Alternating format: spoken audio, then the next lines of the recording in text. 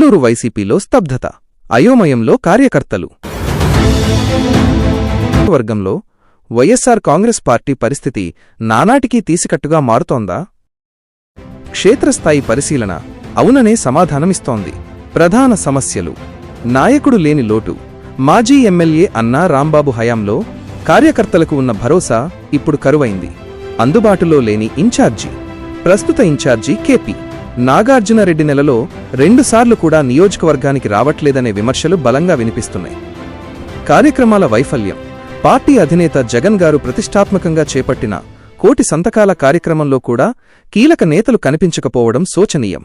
నియోజకవర్గంలో పార్టీని కాపాడుకోవాలంటే అధిష్టానం వెంటనే కల్పించుకోవాలి. కార్యకర్తల ఆవేదనను అర్థం చేసుకుని అందరినీ కలుపుకుపోయే నాయకత్వాన్ని లేదా సమన్వయ కమిటీని ఏర్పాటు చేయాలి. లేదంటే రాబోయే రోజుల్లో గిద్దలూరులో ఫ్యాన్ గాలి తగ్గే ప్రమాదం ఉంది. గిద్దలూరు నియోజకవర్గంలో వైఎస్సార్ కాంగ్రెస్ పార్టీ, వైసీపీ ప్రస్తుత పరిస్థితిపై స్థానిక కార్యకర్తలు మరియు రాజకీయ విశ్లేషకులు తీవ్ర ఆందోళన వ్యక్తం చేస్తున్నారు. ఇటీవల జరిగిన పరిణామాలు, ముఖ్యంగా ఇన్ఛార్జి మార్పు తర్వాత క్షేత్రస్థాయిలో పార్టీ బలహీనపడుతోందన్న వాదనలు బలంగా వినిపిస్తున్నాయి. ప్రధానంగా గుర్తించిన అంశాలు: 1. నాయకత్వలోపం. ప్రస్తుత ఇన్ఛార్జి కేపీ నాగార్జునరెడ్డి స్థానికంగా అందుబాటులో ఉండకపోవడం, నెలలో కనీసం 2 పర్యటనలు కూడా చేయకపోవడం కార్యకర్తల్లో నిరాశను నింపుతోంది. 2. కార్యకర్తలకు భరోసా కరువు.